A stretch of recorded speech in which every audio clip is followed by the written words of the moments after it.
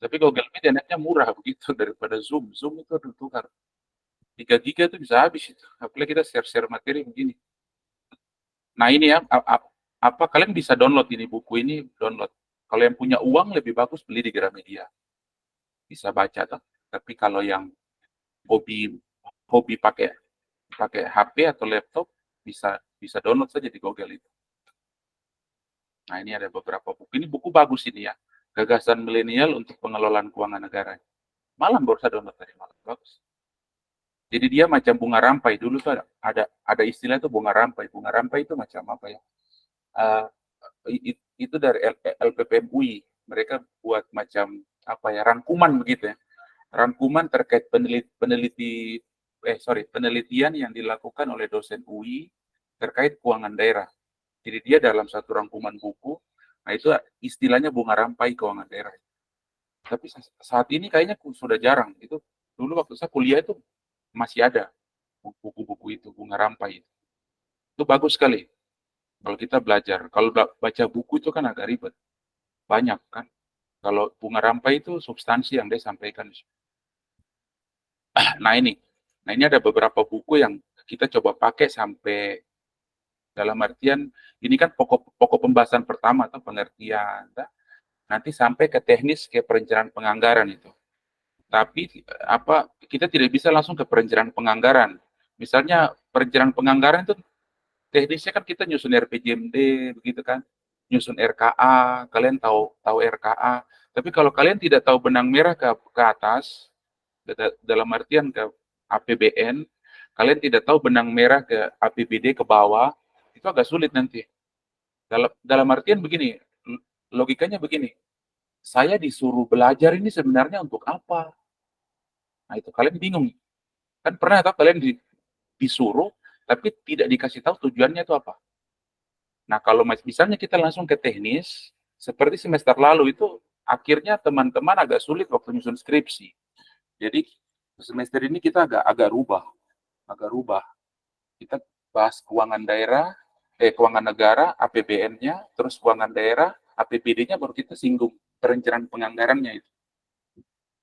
Ya, jadi, uh, uh, kalau kita langsung ke perencanaan penganggaran, ini semester ini agak ribet anak-anak mereka nyusun skripsi, apalagi yang konsentrasi keuangan daerah. Ya, jadi saya harap ini walaupun online, teman-teman harus perhatikan baik. Kalau ada yang belum bisa dipahami, tanya. Kalau tidak, lebih baik cari sendiri. Ya, kalau ada motivasi cari sendiri itu kemungkinan daya ingatnya lebih lebih tajam, begitu, lebih lama dibandingkan kalian bertanya ke saya hanya menjawab, bisa jadi 1 minggu 1 bulan itu bisa hilang. Tapi kalau kalian berusaha cari sendiri karena motivasi cari sendiri, itu kemungkinan bisa bisa teringat terus itu. Paling lupa, tapi kalau ditanya dia ingat kembali. Nah itu ya. Nah ini ada maksudnya berapa buku teman-teman bisa ini, bisa apa? Bisa download ya. Di materi juga ada itu judulnya ya. Oke. Nah ini ya teman-teman apa mungkin ini 143 ya. Ya kita setengah jam saja menjelaskan ini karena teman-teman kuota juga takut ini toh. Ada yang punya kemampuan baik ya dia bisa beli pulsa data, tapi ada juga teman-teman yang tidak punya kan. Kita harus saling ini juga. Jadi mungkin setengah jam saya agak cepat. Materi sudah ada, jadi teman-teman bisa baca ya. Oke, jadi di sini mungkin yang pertama mungkin terkait dasar dulu, maksudnya pengertian tentang keuangan negara itu. Nanti pokok pembahasan 2 baru kita singgung APBN itu. Orang Jakarta nyusun APBN itu bagaimana? Ya, ada yang eh, eh, 3 lembaga besar itu ya, Bappenas, Depdagri sama Kemenkeu itu mereka elaborasi bagaimana. Terus terkait dengan lembaga-lembaga lain terkait DPRD ya, atau tidak ada Mahkamah Konstitusi mungkin. Nah, itu keterkaitannya seperti apa? Atau keterkaitan dengan lembaga lain, BUMN kah? Dengan Bank Indonesia misalnya atau IMF. Nah, dalam peran lembaga-lembaga ini di dalam keuangan negara itu seperti apa? Dalam artian dalam apa keuangan negara ini kan melalui instrumen APBN. Ya. Nah, saat ini kita coba keuangan negara dulu, biar nanti waktu di pokok pembahasan 2 itu nyambung itu. Kalau kita bicara APBN, itu kita bicara tentang keuangan negara. Ya. Kalau kita bicara keuangan negara, belum tentu kita bicara APBN. Itu dua hal yang berbeda. Ya. Jadi ini salah satu poin yang harus adik-adik catat bahwa atau teman-teman catat bahwa waktu kita bicara APBN, itu kita bicara keuangan negara. Ya. Tapi waktu kita bicara keuangan negara, belum tentu kita bicara APBN. Belum tentu kita bicara APBN. Jadi kan keuangan negara ini kan istilahnya kan ada dalam materi itu kan ada middle theory, ada green theory. Nah, keuangan negara ini merupakan green theory. Green theory. Nah, APBN ini bukan green theory dan bukan middle theory atau aplikasi teori. Bukan. Bukan sama sekali. Dia hanya sebuah instrumen. Gitu. Misalnya contoh begini. Misalnya contoh. Saya dari Jayapura ke Sorong, saya bisa pakai pesawat. Saya tidak mungkin pakai motor, tapi saya bisa jalan pakai kapal.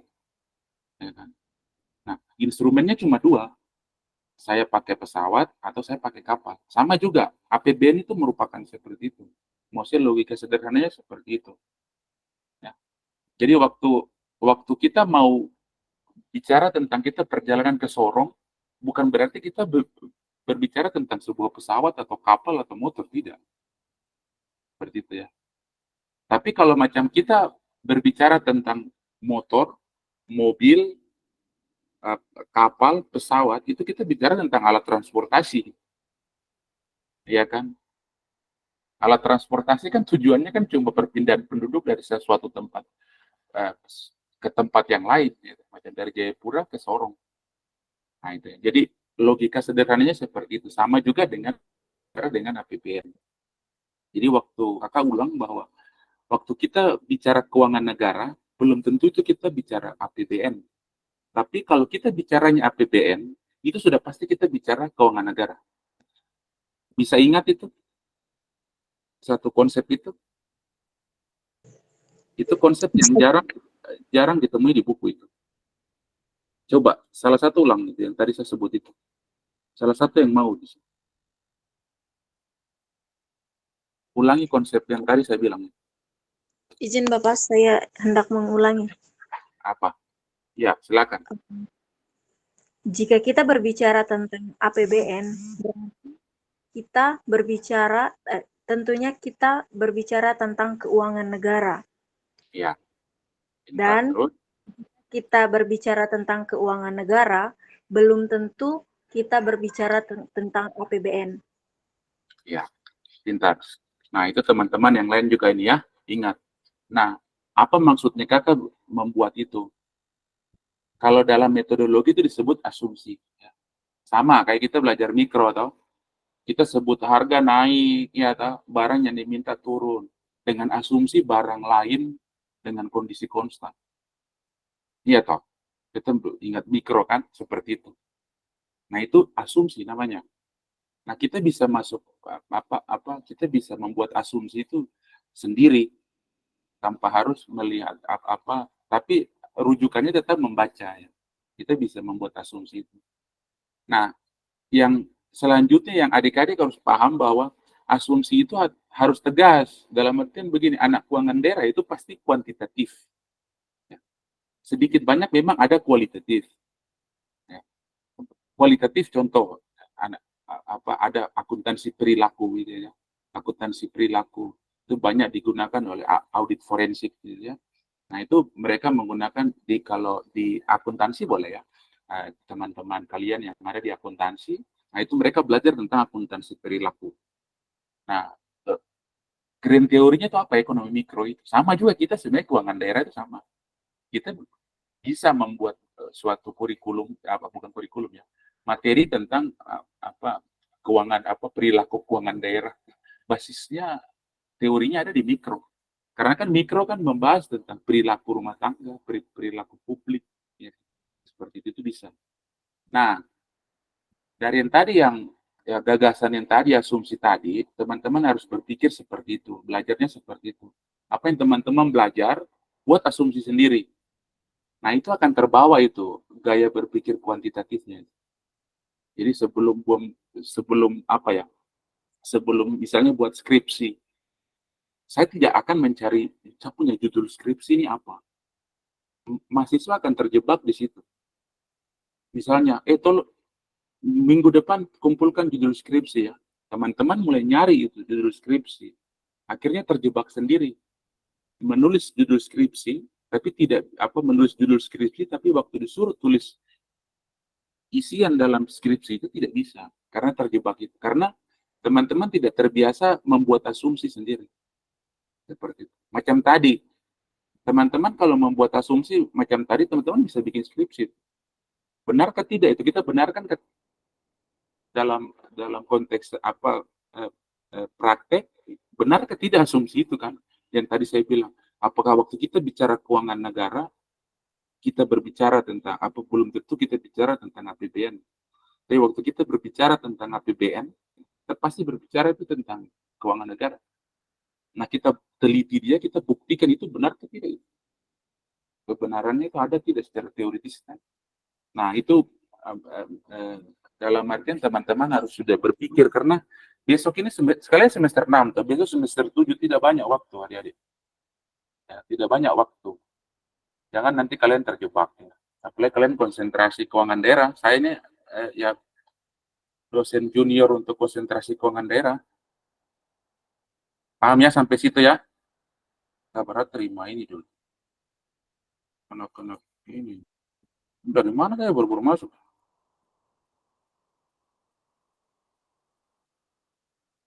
Oke. Masih kelihatan ini? Masih Bapak. Oke. Oke, ini ya. Kita kembali ke sini. Oke, nah ini yang mungkin setengah jam ya. Kakak pinjam kalian punya waktu sedikit untuk kita diskusi ini. Nah, harapannya simpel ini ya. Nah, ini sebenarnya nih piramida apa ya? Teman-teman bisa googling itu taksonomi, Bloom. Jadi itu mengevaluasi diri sendiri. Jadi teman-teman bisa mengevaluasi diri sendiri, tidak perlu orang lain mengevaluasi. Dosen mengevaluasi diri Anda tidak perlu sebenarnya. Nah, dengan taksonomi ini teman-teman bisa evaluasi sendiri. Ya.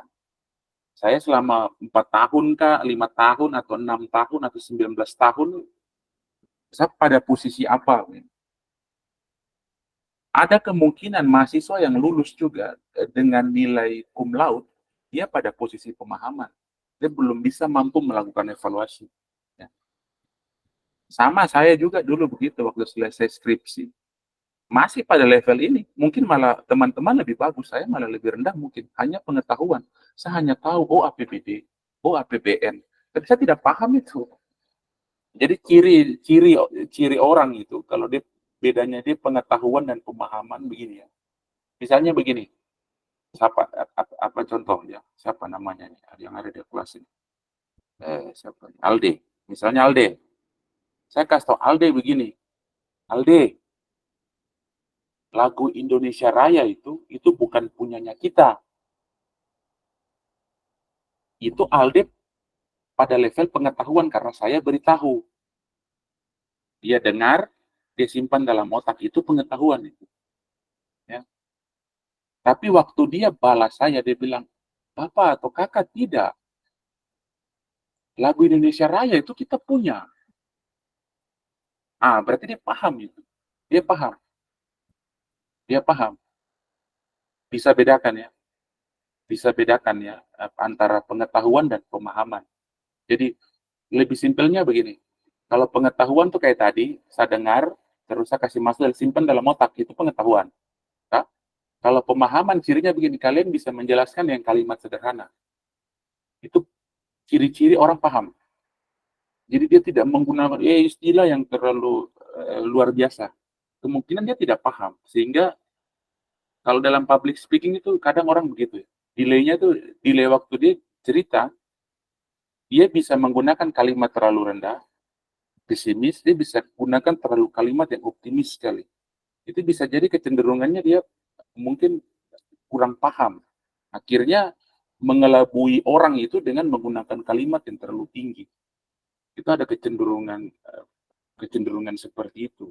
emosional orang itu seperti itu. Namun secara sederhana untuk adik-adik paham antara pengetahuan dan pemahaman itu. Kalau misalnya tadi saya bilang Alde seperti itu, yang pertama dia bisa jawab saya menentang. Dia menentang. Nah, itu berarti ciri orang paham, ya kan? Yang kedua, dia menjelaskan dengan kalimat sederhana. Macam misalnya ada temannya di sebelahnya Alde, misalnya si Agus. Si Agus bilang, "Pak, salah, Pak. Setiap tahun kita 17 Agustus kita menyanyikan lagu itu, Pak. Itu bentuk dari nasionalisme kita. Itu lagu kebangsaan kita." Dia menjelaskan dengan sederhana. Berarti paham dia paham.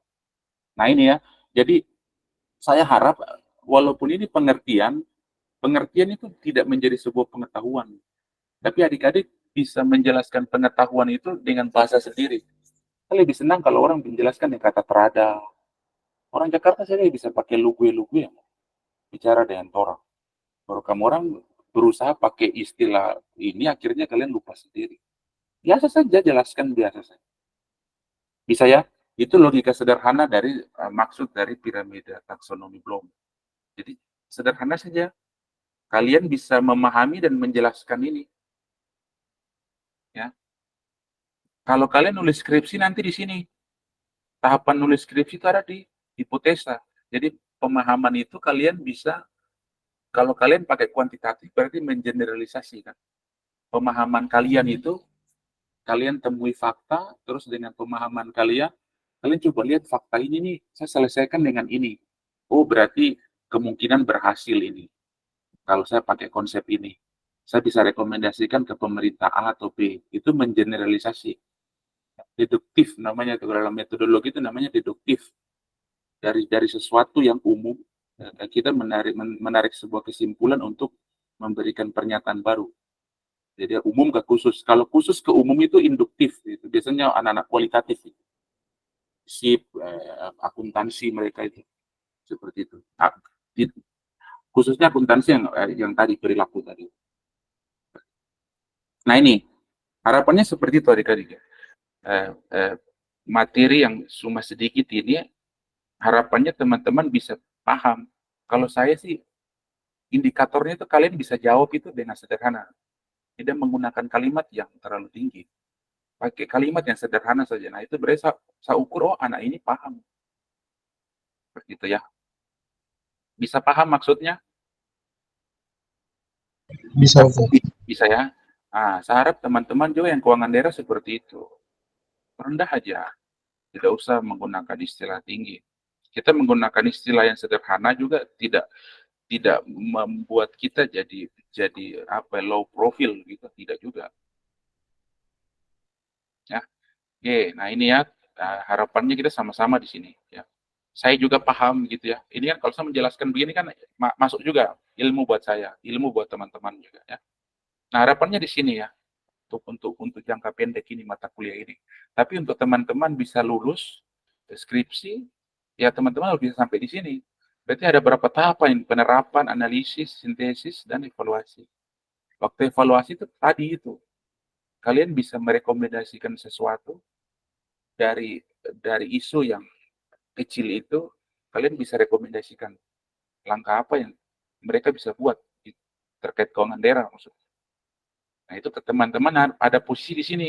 Nah, kalau teman-teman tidak paham, nah ini kalian buka kakak tingkat ini kelabakan di sini, hilang arah di sini. Dia kurang paham, akhirnya waktu dituntut evaluasi untuk lulus dia bingung. Akhirnya copy paste. Ada apa ya? Apalagi pakai itu, aduh. Sekarang juga ngeri-ngeri juga ya. Apa AI itu. Itu kan nyaman sekali itu, tapi kan terbukti waktu ujian kan dia pakai itu, kita mau pakai aplikasi sebaik apapun tapi waktu kita menguji logikamu tidak nyambung, berarti kalian tipu. Sebagus apapun tulisan itu, tapi kalau diuji ditanya logikamu, logika yang terbangun di tulisan dengan logika yang ada di kepala itu tidak sama, berarti yang ini nih antara pemahaman dengan evaluasi ini beda. Seperti itu. Walaupun kalian mau pakai alat yang sebagus digital apapun, tapi waktu diuji logika tertulis dengan yang ada di kepala, tidak sama berarti ya sudah, ya kemungkinan ngulang. Oke, nah ini ya, teman-teman bisa download ini, baca-baca ya, banyak referensi ya. Kalau dari saya ini, teman-teman bisa baca, ada bapak mungkin di misalnya kerja di kantor pajak atau di pemerintah punya referensi yang lain, baca. Semakin banyak referensi lebih baik kan. Nah, nah ini ada beberapa apa ya? Ada 9 ya. Ada 9 yang coba ada dalam materi ini terkait definisi. Definisi. Nah, teman-teman di sini kan dalam ruang lingkup akademik ini, kita tidak bisa berangkat langsung ke tujuan kalau kita tidak tahu definisi itu sebenarnya substansi awal. Nah, definisi ini banyak hal atau banyak orang yang mendefinisikan sesuatu. Misalnya contoh begini, kalian ini ada 70 orang, tolong deskripsikan saya, boy. Pasti akan beda-beda. Jadi jangan anggap itu hanya teori hanya pengertian aja kok, itu gampang, itu sulit itu ya. Itu salah kaprah itu. Jadi begini, kalau 70 orang saya suruh mendeskripsikan saya pasti akan beda-beda. Nah, waktu kalian mau meneliti nanti, kalian harus punya mazhab. Punya mazhab. Mazhab saya ini ke siapa? Tidak bisa dalam satu penelitian misalnya begini. Misalnya siapa? Nama di sini siapa? Salah satu. Kenapa kalian tidak kelihatan di sini? Nah, misalnya siapa nih? Jamie Mote mana nih? Jamie Mote yang mana nih? Jamie, hadir kah tidak? Hadir, Oke. hadir Bapak. Nah, misalnya Jamie Mote. Jamie Mote ini dia pakai langsung ini. Yang ini, Gotthard ini, sama orang Jerman ini, Van der Kepka ini. Dia pakai dua-dua. Ini mazhab yang beda. Bisa jadi dua definisi yang beda. Dia yang si Geo ini dia mendeskripsikan keuangan daerah dari sisi tata negara, terus si Van der Kep ini dia mendefinisikan keuangan daerah dari public finance. Itu beda loh. Keuangan negara dari tata negara dengan public finance itu beda. Itu dua hal yang berbeda. Itu kadang orang salah kaprah di situ. Dia menggunakan teori, dia kira itu teori yang sama. Itu beda. Beda itu. Kalau keuangan negara itu, kalau keuangan negara kedudukan keuangan negara dalam tata negara itu ada teori namanya teori agensi, prinsipal agensi. Jadi masyarakat itu memberikan kewenangan dia ke negara untuk negara mengurus. Nah, karena keuangan negara ini dengan atribut rupiah, otomatis ini uangnya masyarakat yang negara tolong urus. Gitu.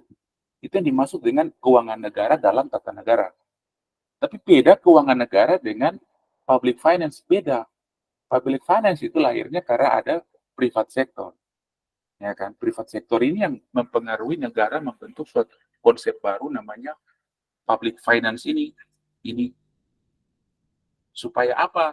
Uang negara yang dikasih dari masyarakat negara tolong kelola ini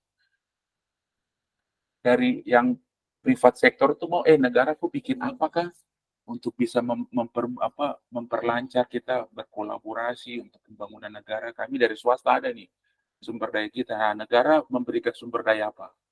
Nah, itu dijamin dalam public finance.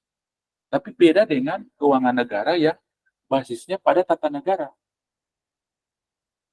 Makanya kita harus bisa bedakan, memposisikan kita tuh seperti apa. Makanya tadi kakak bilang, jangan anggap enteng definisi. Apalagi kan orang kan kadang kalau membaca pengertian, itu baca sekilas saja sudah. Jangan. Kita malah hal yang pertama supaya kita pakai teori apa, kita pakai indikator apa, baru kita meneliti apa. Misalnya ini, saya Anggara ini bagus tulisannya, ini bagus-bagus dia. Tapi dia ini orang hukum, perspektif hukum. Jadi dia menulis keuangan negara dari perspektif hukum. Perspektif hukum, karena dia banyak menulis buku tentang tindak pidana korupsi. Jadi pertama kali istilah keuangan negara itu kan di dalam undang-undang pidana korupsi itu. Saya lupa tahunnya, 90-an lah, 90-an. Itu tuh masih SMP kan, masih SD, 90-an sana. Baru direvisi lagi tuh. Nah ini nih ada nih. Ini saya lupa ini ada. Baru kemarin-kemarin dirubah.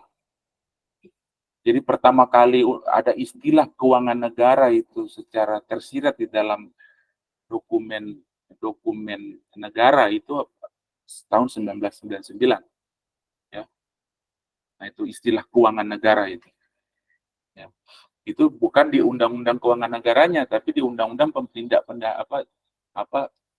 tindak pidana korupsi itu, upaya-upaya pemberantasan korupsi itu munculnya di situ. Ya. Nah itu teman-teman yang kedua tadi, asumsi yang kedua tadi ya. Teman-teman bisa bedakan satu, keuangan negara dari sisi tata negara dan posisi keuangan negara dari sisi public finance. Itu bisa beda ya. Orientasinya beda ya. Orientasinya beda. Kalau keuangan negara, kita lihat dari tata negara, itu kita bisa pakai teori agensi. Itu akuntansi banyak itu pakai teori agensi itu. Nah, kalau macam antar agen ini tidak harmonis, itu ada istilah namanya tuh asimetris, kegagalan asimetris. Misalnya otsus, orang pengelola dana otsus ini kasih uang ke masyarakat tapi tidak dijelaskan uang ini untuk apa. Akhirnya timbul masalah asimetris informasi. Masalah asimetris informasi ini siapa dengan siapa, antar agen itu pemerintah dan agen ini masyarakat dengan pemerintah. Ya. Masalahnya apa? Adanya asimetris informasi. Karena tadi masalah tadi dipotret oleh posisi keuangan negara dalam tata negara. Tapi kalau macam kita lihat hal itu asimetris informasi dari public finance, salah. Teorimu salah, maksudnya sudah benar. Tapi teorinya, landasan teorinya salah. Nah, biasanya mahasiswa itu kegagalan memilih teori karena tidak mau baca hal-hal yang sepele begini. Pengertian. Tidak membaca pengertian, akhirnya tidak mengerti kan. Ya. Nah, ini banyak definisi, tapi tolong kalau yang 1 sampai 6 ini kan dari segi ahli ya, pandangan ahli. Tapi tolong perhatikan baik tentang regulasi. Yang kita mau itu adik-adik paham tentang narasi yang ada dalam regulasi. Karena begini, kalau kau nyusun uang, kau jadi bendahara, adik-adik atau kalian ini nyusun uang berdasarkan pendapat ahli itu dapat masalah juga. Jadi kan kelola uang itu dalam tata negara. Nah, biasanya orang lalai itu tidak taat asas, ditangkap karena bukan perbuatan pidana, tapi ditangkap karena tidak taat asas. Ya. Karena dia merujuk pada, misalnya begini, menurut ahli John F. Doe, bahwa kita bisa menganggarkan, daerah bisa menganggarkan uang untuk beli senjata. Tidak taat asas. Kok tidak dikasih kewenangan untuk itu kok? Kenapa kok belanja itu? Harusnya itu Kementerian Pertahanan yang bisa belanja itu. Daerah tidak boleh, misalnya dinas Satpol PP ya. Belanja itu tidak bisa. Seperti itu ya.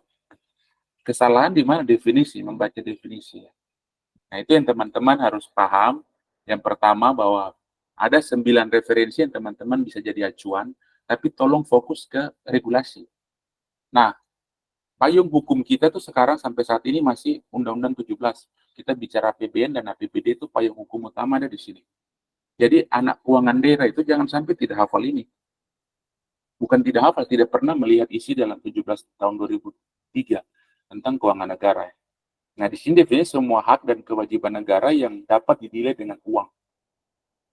Nah, sampai di sini kalau kita kaitkan dengan tindak pidana korupsi, kenapa saya kaitkan? Karena masih seksi sampai hari ini isu itu. Jadi begini, waktu dia dikatakan tersangka dalam kasus tidak pidana korupsi, kalau dia sudah dinilai dengan uang. Jadi begini, waktu dia masih, macam misalnya begini, saya ambil uang di meja nih, 100.000 saya ambil.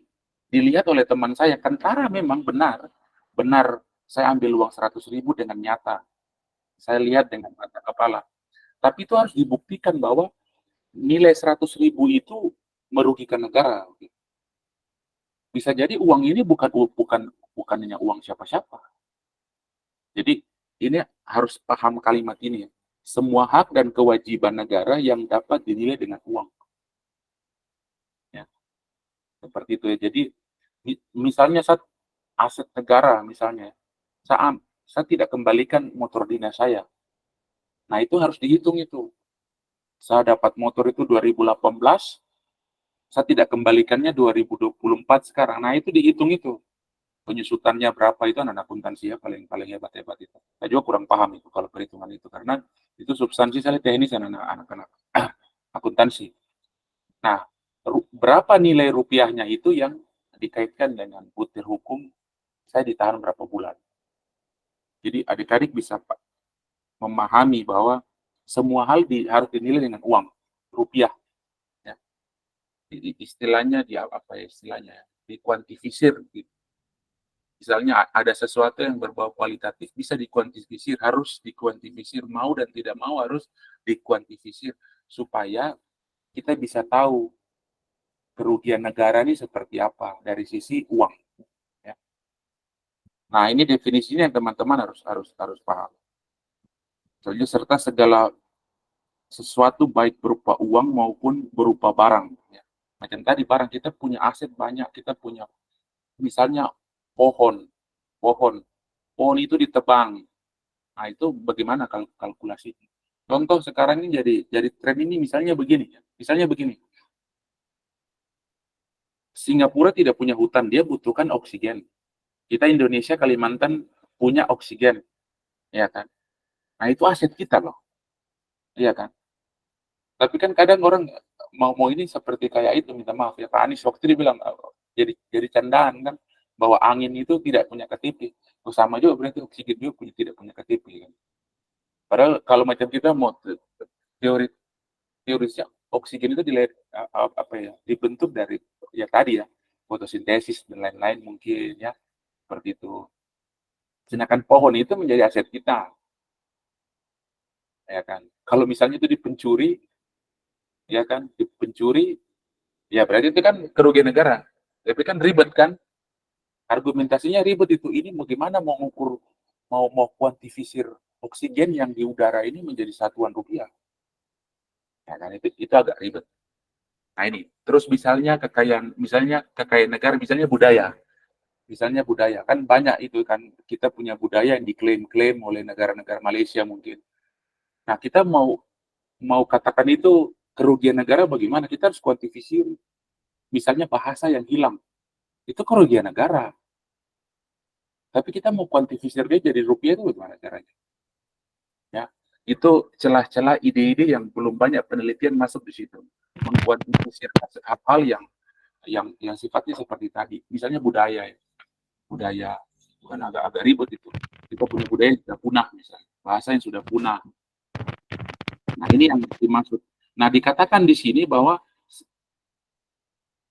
uang dan barang ya, yang dapat dijadikan milik negara berhubungan dengan pelaksanaan hak dan kewajiban. Nah hak dan kewajiban ini nanti diselanjutkan. Hak dan kewajiban ini dinilai oleh uang. Haknya negara dalam mengelola uang ini bagaimana ya? Jadi ingat ya, ini kita belum bicara individu ya. Jadi kalau kita bicara keuangan negara yang tadi saya bilang, waktu kita bicara APBN, kita berbicara keuangan negara. Tapi kalau kita bicara keuangan negara, belum tentu kita bicara APBN. Jadi ini masih abstraksi ya, belum ada orang ini. Kita belum bicara presiden, kita belum bicara Menteri Keuangan Sri Mulyani, kita belum bicara dia. Ini masih abstrak, masih filosofi. Ya. Jadi keuangan negara itu berbau filosofi. Maksudnya negara ngapain mau harus urus uang. Nah filosofinya tadi diyakini uang ini punyanya masyarakat. Nah negara ini harus ngurus. Negara ini kan tidak ada bentuknya kan. Adakah kantor negara itu? Tidak ada. Presiden itu bentuknya kayak mana? Tidak ada. Kalau diisi oleh orang, nah itu baru ada bentuknya. Oh, manusia. Presiden itu bentuknya manusia.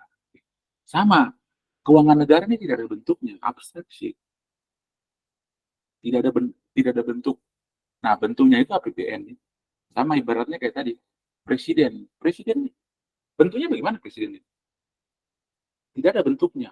Tapi waktu ada seorang manusia yang menduduki jabatan itu, nah itulah bentuknya presiden. Oh, Pak Jokowi, atau dulu apa Ibu Megawati, atau Pak Harto, Pak Soekarno, ya kan? Seperti itu. Jadi teman-teman bisa tadi ya nyambung ya di awal saya katakan asumsi awal bahwa waktu kita bicara keuangan negara belum tentu kita bicara APBN. Tapi nanti kalau kita bicara APBN kita sudah pasti bicara keuangan negara. Ya. Nah ini teman-teman harus letakkan itu dulu baik-baik supaya adik-adik bisa paham. Nah ini bisa kan adik-adik bisa membaca lagi lebih jauh ya. Tapi penekanan saya bahwa di slide ini bahwa usahakan lebih memahami apa kata regulasi dibandingkan apa kata para ahli. Ya, ya para ahli dibalik ya, para ahli melengkapi. Beda kalau adik-adik belajar mikro, usahakan pahami pahami yang apa ahli katakan. Tapi kalau di keuangan daerah, menurut hemat saya pribadi, pahami lebih banyak tentang apa kata regulasi. Sedangkan bentuk suplemen atau pelengkap regulasi itu dari apa kata ini ahli. Tapi usahakan undang-undang, terus undang-undang dasar, undang-undang, ya kan, terus peraturan pemerintah mungkin, sampai ke aturan teknis, peraturan petunjuk teknis dari Kemenkeu mungkin. Nah itu harus lebih dibaca dibandingkan yang ini katanya ini sebagai bahan untuk dialog aja. Dan kita ngobrol dengan orang lain tentang keuangan, ini bisa nambah-nambah vokabulari kita toh. Oh, paham anak ini ya, wawasannya luas. Tapi substansinya harus di sini. Ya. Ini substansi dia. Halaman pertama yang saya tekankan bahwa ini harus dibaca ya. Ya. Kalau kalau adik-adik dengar dan ikuti, nanti manfaatnya waktu nyusun skripsi, nanti adik-adik rasa sendiri. Kalau tidak baca nanti ingat saja, oh kemarin kakak Boy dibilang benar juga ya, akhirnya saya kebingungan. Jadi kalau menurut hemat saya ada waktu baca-baca ya. Oke, yang kedua ini ya. Yang kedua, ini masih kelihatan kan? Masih Bapak, masih. Oke. Masih Bapak. Jadi punya jam 2.17. 2.25 sudah ya? Siap-siap ada yang mau buka puasa juga tuh. Ada tuh ini. Kakak agak cepat ya. Oke, nah ini yang ruang lingkup ya. Ini kalau adik-adik baca undang-undang yang tadi, ya undang-undang ini, otomatis adik-adik akan dapat ini juga ya, dapat ini juga. Nah di sini kakak cuma highlight saja yang poin penting-penting ya. Nah ini dari bagian apa dalam artian ruang lingkupnya bahwa keuangan negara itu ya, dalam artian dia mengatur dari sisi penerima negara itu. Ya, penerimaan ini bisa tetap kayak tadi bisa barang dan uang, sumber daya manusia, ya seperti itu. Nah itu bisa menjadi suatu pengakuan dari negara terkait sumber daya kita. Tapi harus dinilaikan dengan uang. Nanti ada hak dan kewajiban. Nah ini yang nanti di slide ini yang nanti saya tekankan lagi bahwa hak dan kewajiban itu dinilai dengan uang. Nah di sini yang adik-adik yang dua slide ini adik-adik harus tanamkan lagi bahwa semua hal itu harus dinilai dengan uang. Ya. Sabari terima ini siapa nih Rio. Oke. Oke. Nah, yang dari dua slide ini ada yang kakak mau garis bawahi bahwa anggapan buruk bahwa keuangan negara, keuangan daerah itu orang ngurus uang. Enggak ya. Tidak serta-merta orang ngurus uang. Tidak ya. Jadi itu adik-adik bisa buktikan secara mandiri ya. Jawaban saya itu benar atau tidak. Kalau adik-adik terpengaruh mau buktikan silakan cari referensi, baca-baca. Benar ke tidak? Atau tanya orang. Orang kadang terjebak dengan keuangan daerah. Oh, berarti ngurus uang. Tidak. Tidak seperti itu. Tidak seperti itu. Oh, dia kerja di kantor keuangan negara ngurus uang. Tidak. Yang ngurus uang itu Bank Indonesia. Ya. Bisa bedakan. Yang ngurus uang itu bank. Kalau dalam satuan moneter kewenangan absolutnya pemerintah pusat ya Bank Indonesia. Dia ngurus uang. Ibu Sri Mulyani itu tidak ngurus uang. Jadi itu maksud. Jadi teman-teman bisa buktikan ya. Ini wacana berikut, asumsi berikut yang saya buat bahwa keuangan daerah apalagi kita ya, kita tidak nanti mengurus uang, tidak. Ya. Sama Ibu Sri Mulyani tidak ngurus uang. Ya. Yang ngurus uang itu BI, Gubernur BI. Tapi kita dari segi kebijakan, sehingga hubungan kalau Anda adik-adik baca di Undang-Undang 17 itu paragraf penjelas itu ada hubungan yang tadi kakak bilang hubungan tata negara dalam konteks keuangan negara keuangan daerah ini hubungannya dengan IMF bagaimana ya kan hubungannya dengan Bank Indonesia itu bagaimana kalau pola hubungannya itu koordinasi itu berarti posisinya sama ya seperti itu ya. Oke, nah ini yang adik-adik harus yang berikutnya adik-adik harus tanamkan seperti itu supaya jangan salah langkah ya. Oh, saya kalau jadi anak keuangan daerah ini kan ngurus uang nggak seperti itu juga. Kalau jurusan perbankan ya otomatis ngurus uang itu sudah pasti. Anak akuntansi belum tentu ngurus uang, belum tentu ngurus uang.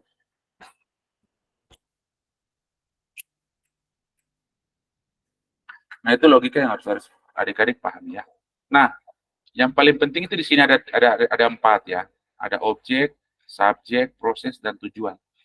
Nah, dari 4 ini yang nanti kalau materi berikutnya, pokok bahasan kedua tentang APBN, nah nanti adik-adik lebih paham yang dimaksud dengan objek itu seperti apa.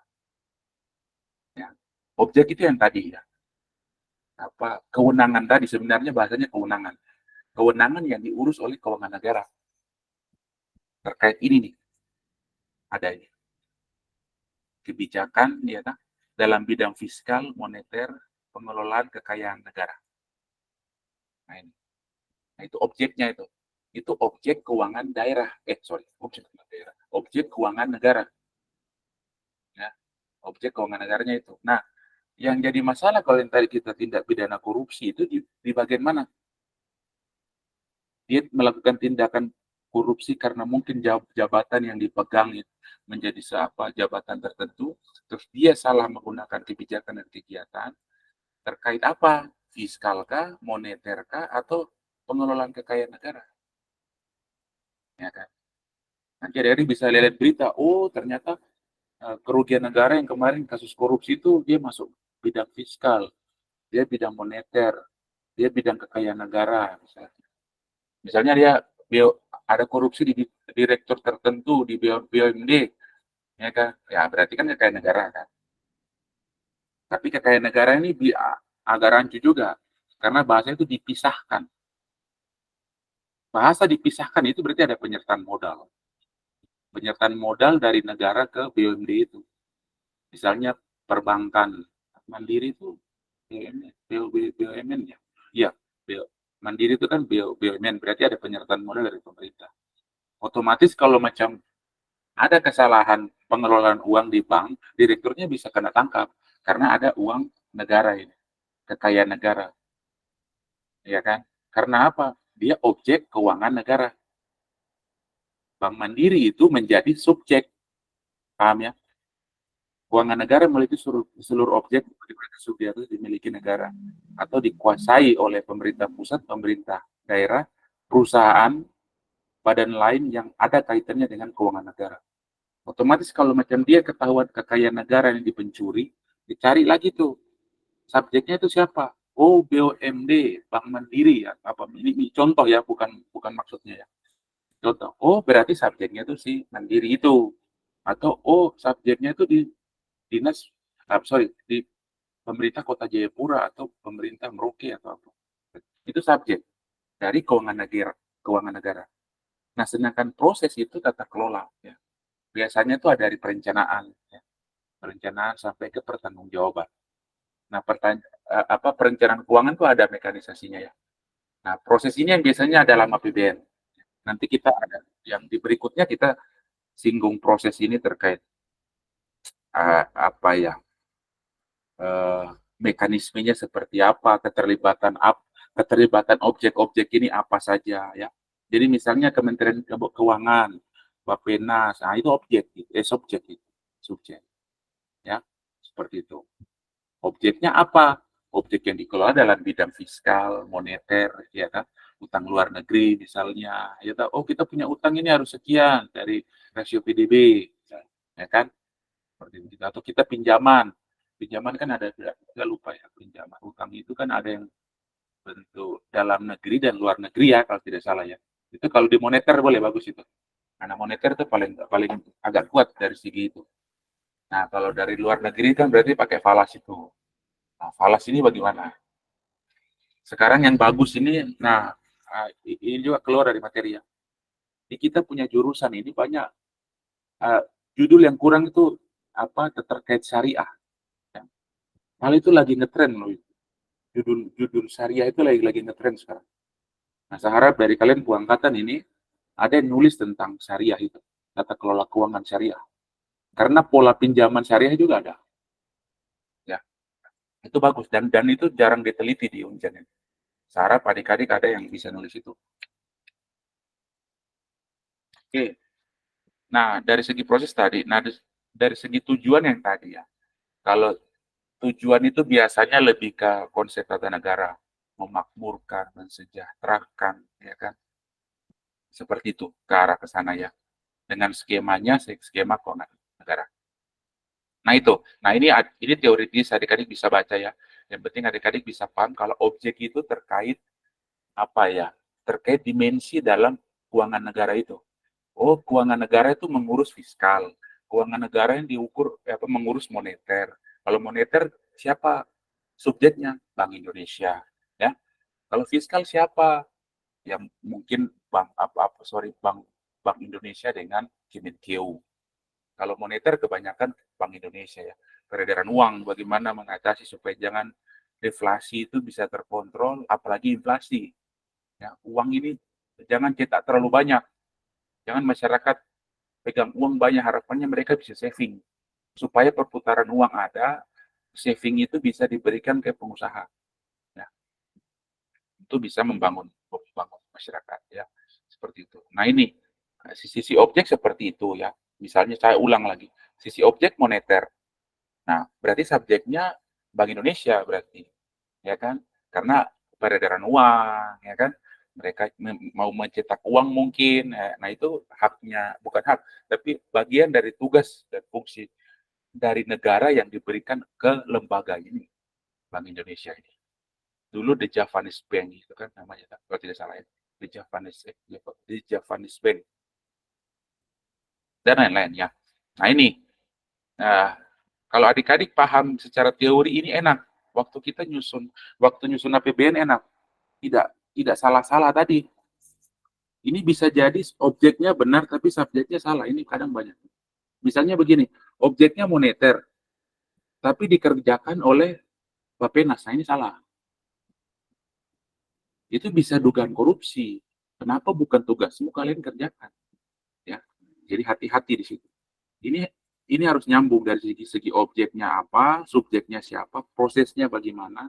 Misalnya begini, moneter benar dikerjakan oleh dikoordinasikan oleh Bank Indonesia, tapi prosesnya salah. Prosesnya tidak melalui APBN, itu bahaya itu. Jadi semua yang dianggap kekayaan negara, penerimaan atau pengeluaran itu harus tercatat dalam APBN, instrumen APBN. Di luar itu bukan bentuk kekayaan negara. Itu hati-hati loh itu di situ. Itu ada beberapa banyak kasus seperti itu.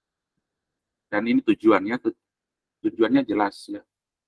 Biasanya dari Bappenas mengeluarkan tujuan kita tuh seperti apa, 5 tahun bagaimana, 20 tahun bagaimana. Nah itu.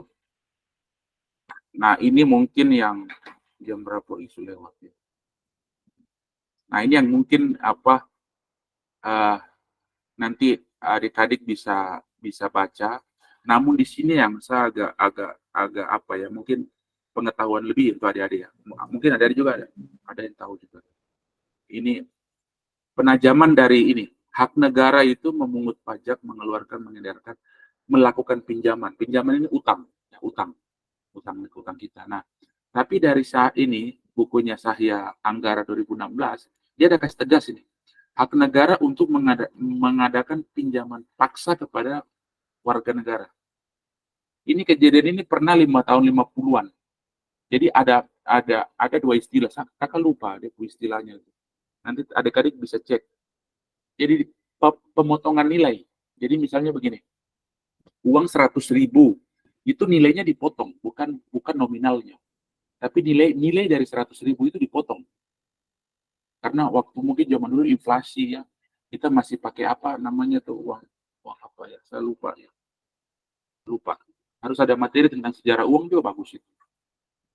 Nah, itu masih pakai itu. Jadi inflasi itu hampir berapa itu? 100% ya. Nah, itu kebijakan negara seperti itu. Dulu belum mengenal keuangan negara. Nah, nilai 50 itu dipotong jadi 10, jadi 5. Jadi nilainya yang dipotong. Nilai bukan nominalnya. Misalnya nilainya nominalnya 100.000, ya nilainya 100.000. Misalnya saya beli susu uang 100.000 itu saya beli susu dapat 10 kaleng. 10 kaleng. Waktu dipotong itu nilainya itu, ya, dipotong nilainya itu, berarti saya bisa 100.000 saja bisa beli 5 kaleng. Nah, beda dengan ada satu istilah, kakak lupa itu, sorry, minta maaf. Nanti adik-adik bisa cari itu ya. Nanti kakak sampaikan lagi ulang. Nah, kalau di 2021 tuh pernah Sri Mulyani keluarkan itu. Ya, untuk apa? Ada istilahnya, kakak lupa. Jadi, kalau di tahun 50-an itu nominalnya nilai dari uang itu yang dipotong. Tapi kalau Sri Mulyani ini nominalnya. Jadi macam uang 10.000 kita ini dipotong jadi 10.000. Ya, 10.000. 100.000 misalnya dipotong jadi 100.000. Tapi tidak mengurangi daya beli dari uang itu. Kemampuan beli dari uang itu tidak dipotong. Nah, itu ada kebijakan-kebijakan dalam kondisi darurat biasanya. Kondisi darurat waktu itu kan mungkin ya masih ada, kita belum punya mata uang ya kan. Kita masih edarkan mata uang itu kan kalau tidak salah ya. Itu uang itu kita masih untuk menghindar, untuk memperlemah kekuatan mata uangnya Jepang itu. Itu kan peredaran uang itu kan tidak boleh itu, karena kan pegang uang Jepang itu terus belanjakan ke luar Pulau Jawa. Berusaha untuk mata uang rupiah itu bisa. Jadi mata uang rupiah itu berdarah-darah juga itu. Kita bisa apa istilahnya bisa punya mata uang rupiah itu. Nanti kalau ini teman-teman bisa baca-baca lagi tuh. Kayaknya bagus itu materi tentang sejarah uang itu. Nah itu ya.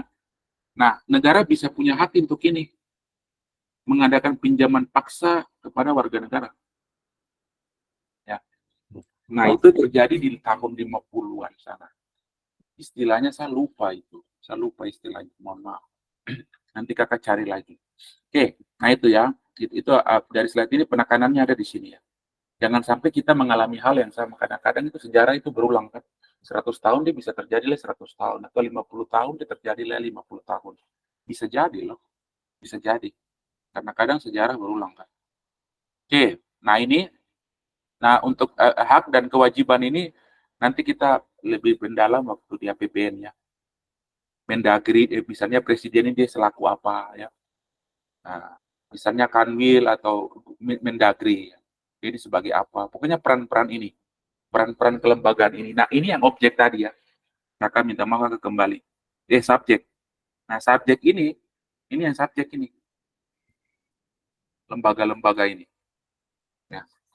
melaksanakan apa? Melaksanakan ini. Nah, ini yang disebut dengan objek. Nah, absolut ini ya, konkuren ini bisa dibagi ya untuk pemerintah pemerintah daerah itu dibagi. Nah, ini kalau absolut itu ada 5 ini, ada 6 ini. Contohnya tadi kakak bilang keamanan, pertahanan. Kita daerah itu kita tidak bisa beli senjata, beli tank, beli beli helikopter, beli apa enggak bisa. Karena itu menjadi kewenangan absolut dari pemerintah pusat. Pemerintah daerah ya bangun sekolah mungkin bisa. Jadi urusannya itu sudah dibagi.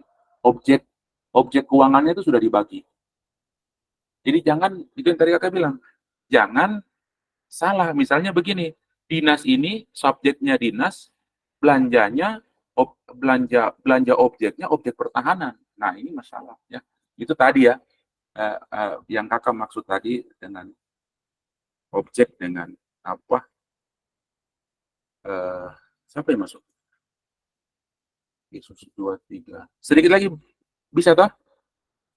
5 menit lagi. Sudah mau selesai nih. Bisa toh? Siap, bisa Bapak. Oke. Nah ini ya yang tadi kakak maksud ya, antara ini dengan subjek ya. Nah objeknya itu ada ini ya, kewenangan absolut. Nah itu punyanya pusat, punyanya Jakarta, punyanya siapa yang boleh boleh boleh lakukan itu?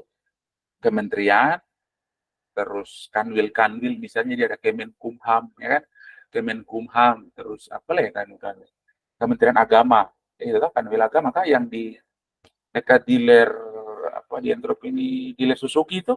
Nah itu apa lagi? Pokoknya lembaga-lembaga vertikal itu. Nah, mereka melaksanakan urusan absolut. Seperti itu. Kalau ada urusan absolut yang bisa dikerjakan oleh daerah, itu biasanya ada namanya dekonsentrasi. Itu beda lagi itu nanti waktu kita itu harus pertemuan khusus itu. Dekonsentrasi itu apa yang menjadi kewenangannya presiden di mandat, bukan di mandat delegatif ya. Jadi kewenangan itu didelegatifkan ke ke gubernur ya. Kewenangan itu punyanya kekuasaannya presiden, tapi sedikit kekuasaan itu diberikan oleh gubernur. Bukan, diberikan ke gubernur melalui satu, ada namanya ilmu administrasi publik itu namanya kewenangan delegatif. Bahayanya kewenangan delegatif, waktu ada kesalahan, orang yang diberikan kewenangan ini yang menjadi subjek diperiksa. Beda dengan salah satunya apa ya? Mandat. Beda dengan mandat. Kalau mandat, yang memberi mandat yang kena. Misalnya saya, dosen. Saya memberi mandat kepada ketua kelas. Kok kasih nilai error itu sama ini ya, anak nama ini ya.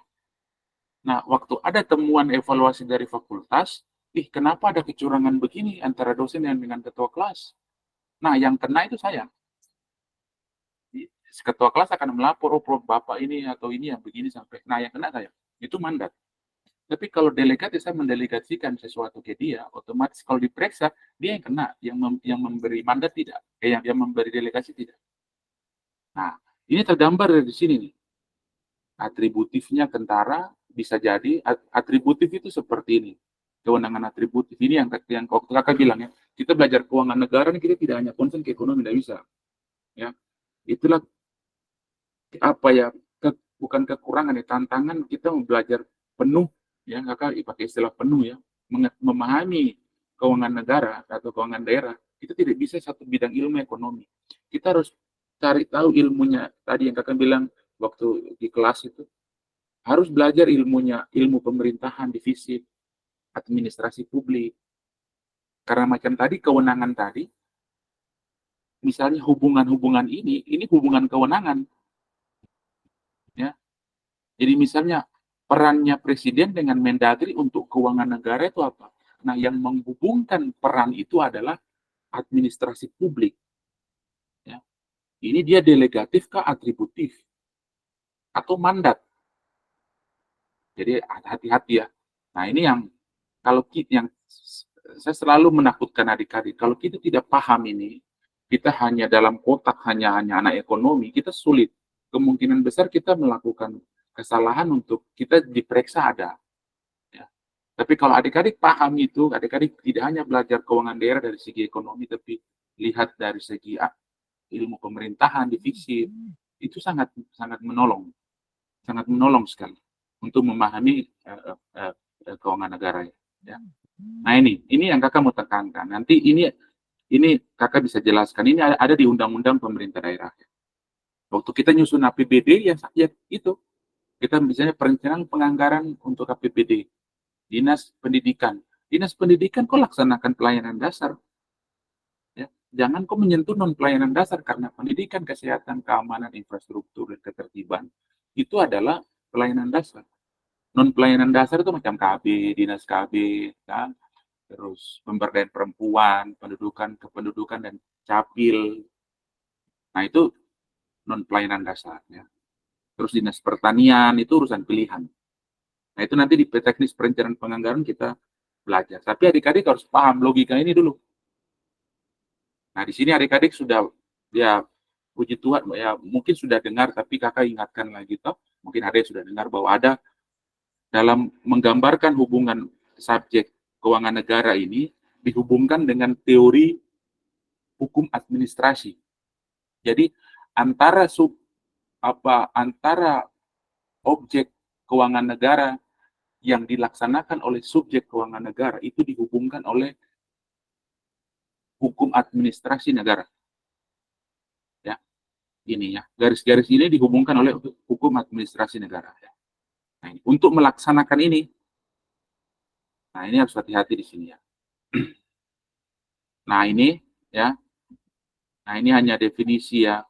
Nah ini juga sekaligus pemahaman, walaupun ini asas tapi ada pemahaman bahwa adik-adik berpikir ilmiah itu seperti ini yang tadi ya.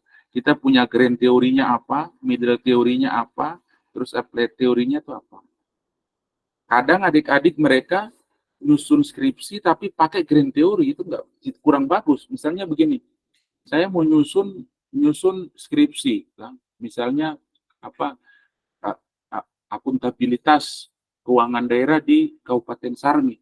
Tapi indikatornya demokrasi, penegakan hukum itu bukan menjadi bagian applied teori. Itu menjadi grand teori, salah kamar. Salah kamar.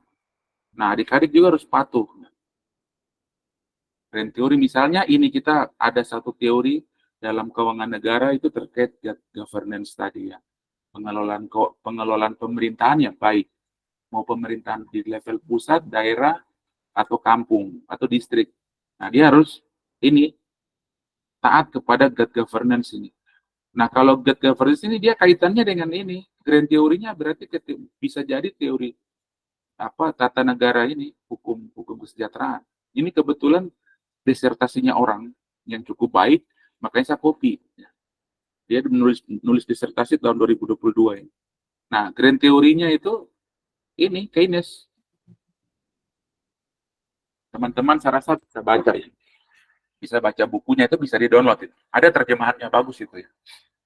Bahwa ada istilahnya bahwa negara itu harus bertindak adil dan bla bla bla bla sesuai dengan tujuan undang-undang kita kan. Nah, itu grand teorinya bahwa bangsa ini harus seperti apa. Nah, ada teori middle teori. Nah, ini otonomi daerah dia pakai. Nah, ya kan, di sini ada Hausen ya, Philip ya. Nah, ini di Benyamin ini tulisannya Benyamin dikutip oleh Ani ya, menyebutkan bahwa otonomi daerah itu adalah oleh rakyat ya, untuk rakyat dan lain sebagainya. Seperti itu ya. Nah, apply teorinya ke governance-nya adalah ini. Nah, ini yang menjadi asas. Asas itu dia dekat dengan apa ya? Aturan gitu ya. Asas itu masih di atas ya. Misalnya begini, kita harus bangun pagi jam 7 ya, itu bukan asas. Itu bukan asas. Itu tata tertib. Ya, betul, tata tertib. Bangun pagi jam 5 ya. Kita kuliah jam 7 ya, itu tata tertib bukan asas. Nah, seperti itu ya. Itu yang dimaksud dengan asas. Nah, salah satu asas keuangan negara adalah ini ya. Menurut siapa nih? Utrecht ya. Dia katakan bahwa kegiatan suatu lembaga pemerintah berarti subjek tadi dijalankan berdasarkan kepentingan rakyat. Tapi harus ada normanya. Ada normanya. Nah, itu menurut dia. Nah, menurut LAN dan ini badan-badan pemeriksa keuangan ini. Dia katakan bahwa wujud dari good governance itu adalah efisien, efektif. Nah, efisien dari segi tadi objek tadi. Jadi subjek ini mengelola objek keuangan negara itu secara efisien dan efektif. Ya, seperti itu. Nah, Hendra juga ada dia nulis begini ya. UNDP juga ada. Nah, kalau yang menurut 17/2023 ini, nah ini dipakai oleh semua ini. Mau BUMN kah, mau APBN, mau APBD harus pakai ini. Ya, dia punya asas tahunan. Asas tahunan dalam artian tadi ya, bernilai rupiah tadi ya. Nah, di sini ada tata kelolanya ini. Bahwa uang itu walaupun presiden menganggarkan, tapi presiden itu wajib memberitahukan ke DPR. Walaupun kadang presiden juga tidak harus berwajib harus melaporkan juga ke DPR, ya kan? Tapi dari segi asas tahunan, memberikan keyakinan bahwa presiden harus melapor ke DPR. Makanya kan kadang kalau macam COVID kemarin, kalau kita lihat, ada DPR yang tidak setuju, waduh, terlambat uang-uang. Misalnya ada yang terima dana beasiswa dari pusat. Kalau misalnya Menteri Nadiem ini salah presentasi di DPR, uangnya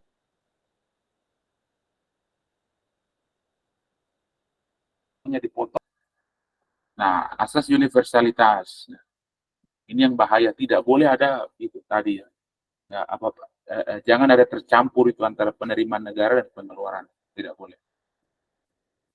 Nah, ini ada asas kesatuan dan lain-lain yang adik-adik bisa baca. Yang paling penting adalah ini, adalah asas pemeriksaan keuangan. Bahwa uang itu dinilai valid kalau sudah ada berdasarkan audit. Jadi waktu adik-adik nyusun skripsi, ambil data keuangan, itu data berdasarkan audit, bukan laporan realisasi anggaran. Laporan realisasi anggaran itu informasi yang diterbitkan oleh subjek pengelola keuangan itu.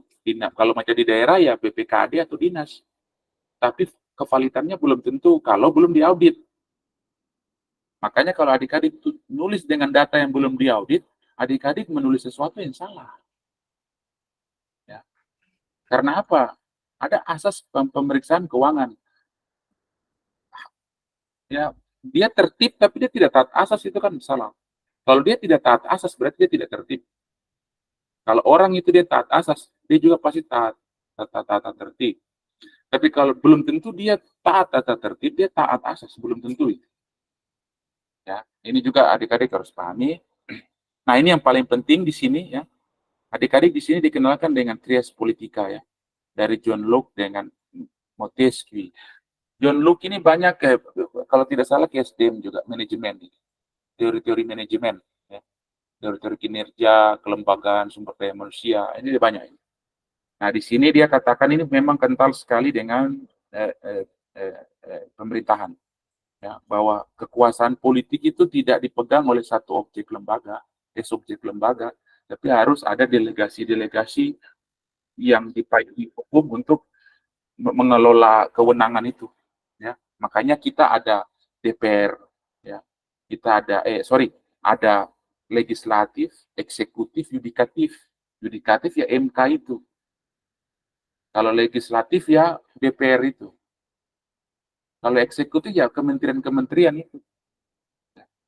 Nah, yang berikutnya ini yang tadi saya bilang. Teori hukum administrasi, jenis kewenangan yaitu atribusi, delegatif, dan mandat. Kalau atribusi ini diberikan berdasarkan undang-undang. Presiden misalnya ini, presiden selaku kepala pemerintahan memegang kekuasaan pengelolaan keuangan negara. Nah, dia berikan kewenangan itu ke Ibu Sri Mulyani selaku Menteri Keuangan, itu tidak bisa pakai delegasi, pakai mandat, tidak bisa. Harus atribusi. Karena apa ini? Sebagian dari kekuasaan presiden tersebut dikuasakan ke menteri. Ini hati-hati, hati-hati. Ini fatal kalau salah. Kalau tidak paham, fatal. Ya. Beda dengan menteri-menteri yang lain, Bappenas, beda. Ya. Nah, kita di gubernur bagaimana daerah? Ada asas desentralisasi. Nah, di sini diserahkan. Hati-hati ya. Diserahkan. Atribusi itu, diserahkan itu. Melalui apa? Otonomi daerah tadi. Desentralisasi, otonomi daerah, ada desentralisasi fiskal. Oh, berarti ada kewenangan kekuasaan presiden yang dikasih ke gubernurnya kita, gubernurnya Papua Barat, dikasih. Tidak bisa pakai mandat, tidak bisa. Tidak bisa, salah. Maksud hati baik, tapi secara teori salah. Tidak bisa. Tidak bisa pakai mandat, ya. Harus atribusi. Delegasi ini antar lembaga. Misalnya dari Uncen, dari Fakultas Ekonomi, jurusan Ilmu Ekonomi ke manajemen. Ya, kasih mandat, kasih delegasi. Tolong bina anak ini kah? Nah, itu delegasi ketua jurusan dengan ketua jurusan. Kalau mandat itu ketua jurusan dengan saya, misalnya Bapak Terasa dengan saya, Boy. Boy, kamu ngajar ya? Ngajar perencanaan penganggaran itu mandat. Itu kewenangannya ketua jurusan yang diberikan ke saya. Jadi saya bekerja ini kalau macam dari segi administrasi publik, saya bekerja untuk Patrasna, ya, mandat seperti itu. Ya. Jadi kalau saya salah, Patrasna yang kena. Ya, seperti itu. Beda dengan delegatif. Kalau Patrasna kasih ke ketua jurusan akuntansi, kalau tidak berhasil itu salah, bukan ketua jurusan Ekbang yang salah, tapi akuntansi yang salah. Itu delegatif. Nah, ini harus kita pahami supaya kita tidak menilai orang itu salah. Kadang orang bicaranya banyak, tidak pahami ini akhirnya menilai salah-salah. Apalagi dalam sebuah organisasi. Tidak paham ini akhirnya menilai orang salah-salah, ya. Nah, ini hal-hal yang mungkin adik-adik harus belajar. Tadi ya ada good governance yang adik-adik harus baca supaya menambah wawasan. Terus ada dalam keuangan negara ada istilah trias politika. Kalau kita bicara keuangan negara, pengelolaan ya, berarti kita pasti menyentuh trias politika. Ya, di daerah juga begitu ya. Bupati, DPR, seperti itu. Dan juga teori hukum administrasi. Hubungannya gubernur atau bupati dengan kepala dinas keuangan itu apa, kepala dinas pendidikan atau kepala dinas catatan sipil itu apa. Ya, seperti itu ya. Nah, terus yang terakhir ini agak cepat, ini hal-hal yang kalian harus baca. Dan ini menjadi tugas ya, ini menjadi tugas ya. Sebelum kita bahas yang ini, ada yang mau tanya di sini? Kakak minta 5 menit lagi baru sudah. Ada yang mau bertanya di sini sampai di sini? Kalau tidak ada, kita singgung tugas. Ada yang mau bertanya?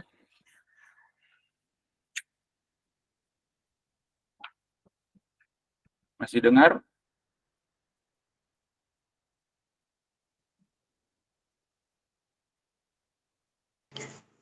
Tidak ada yang bertanya, Bapak. Tidak ada. Berarti tugas ya. Oke. Kakak ini ya. Ini beberapa hal kakak review ulang ya. Ini terkait capaian. Nah, di sini adik-adik harus belajar banyak, khususnya yang undang-undangnya. Nah, ini hati-hati dengan istilah ini. Nah, ini harus pelajari.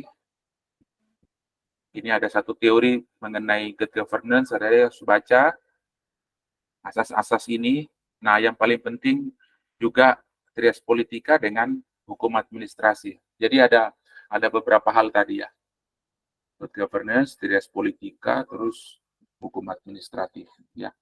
Nah, itu adik-adik harus menambah di luar ini, adik-adik harus menambah wawasan di situ ya. Nah, seperti yang saya tadi katakan, hal-hal penting yang mungkin kita harus ingat bahwa kita jangan terlalu banyak ke teori para ahli, tapi narasi-narasi dalam undang-undang. Ya. Nah, di sini yang kakak rasa wajib untuk kita ketahui untuk periode ini, ada 6 regulasi ini. Ya. Nah, kakak mau kalian review, bukan review ya, membaca saja dan jawab kira-kira hal apa yang saya dapat. Itu yang dijawab. Ya. Siapa ketua kelas kok screenshot ini? Sudah di screenshot? Siap sudah, Bapak. Nah, bagi teman-teman yang sudah download ini, materi ini, berarti tinggal lihat toh. Tapi yang belum, nanti ketua kelas infokan kalau pertanyaannya seperti ini. Ya, pertanyaannya seperti apa?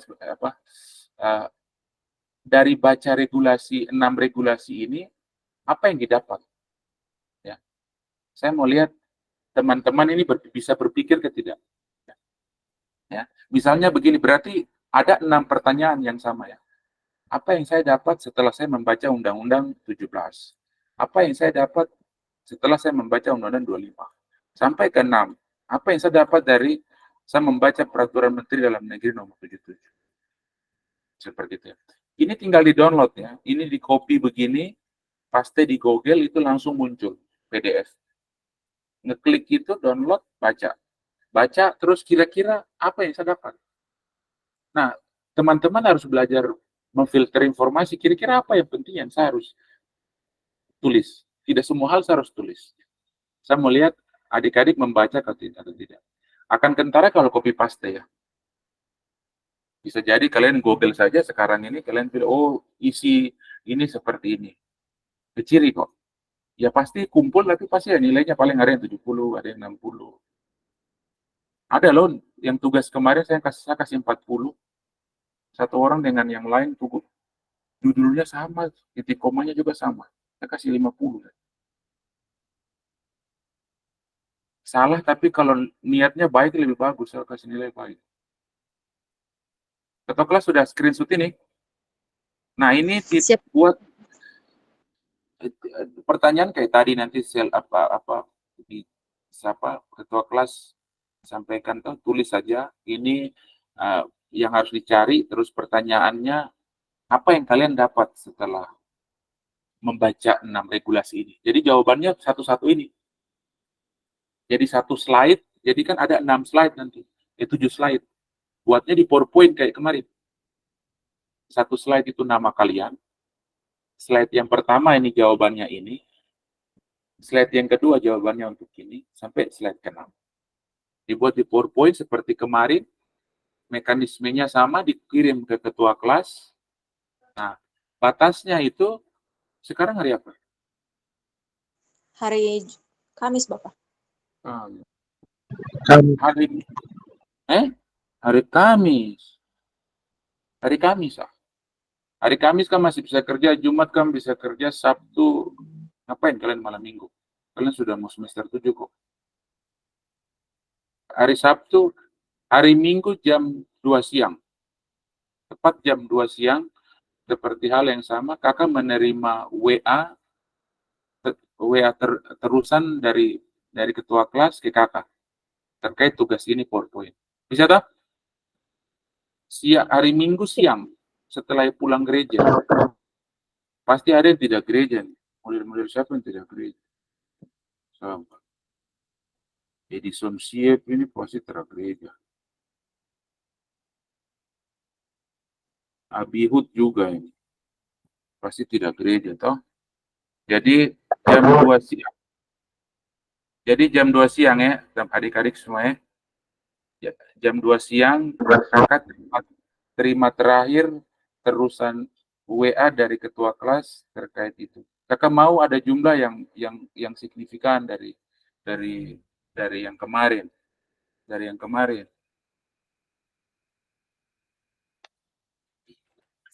Dari yang kemarin ya. Apa namanya? Jumlah, maksudnya yang kumpul tugas. Kakak harap ketua kelas tolong kakak juga kasih ingat teman-teman kah ya untuk kumpul tugas. Siap. Ya, bukan kumpul tugas tapi mau kerjakan tugas. Kalau dia kerjakan pasti dia kumpul ya. Oke. Mungkin begitu adik-adik, kakak menjelaskan terlalu cepat karena waktu, terus kita ke tempat ketemuan juga begini, sudah sore, ada yang sudah lelah. Saya rasa saya mohon maaf sekali itu dengan kondisi ini. Tapi tidak apa-apa kan? Izin Bapak, Ya, izin bertanya.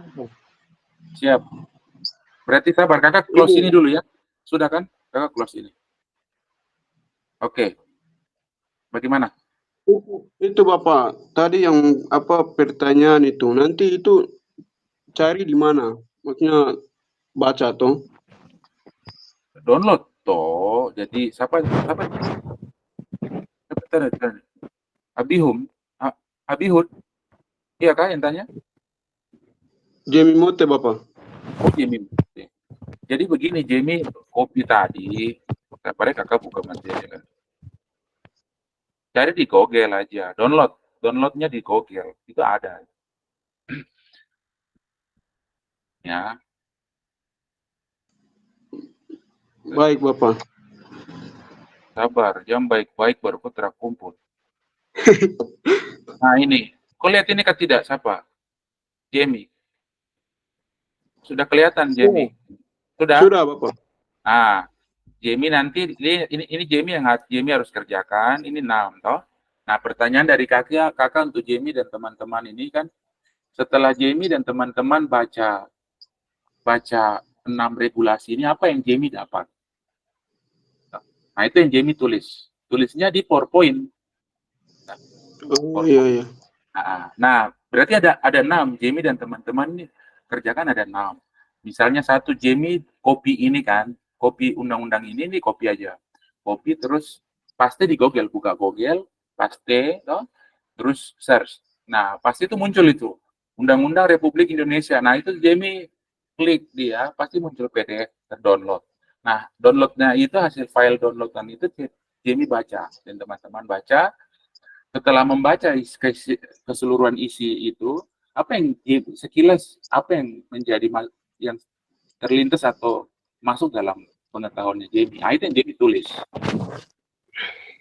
Nah, kalau misalnya Jamie tulis di situ di Google terus dan teman-teman terus muncul banyak pasti kan ada blogspot, ada tulisannya orang di copy paste pasti ke ciri.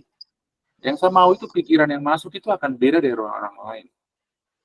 Pasti dikasih soal yang sama untuk 70 orang pasti beda jawabannya. Kalau sama itu tidak masuk akal gitu.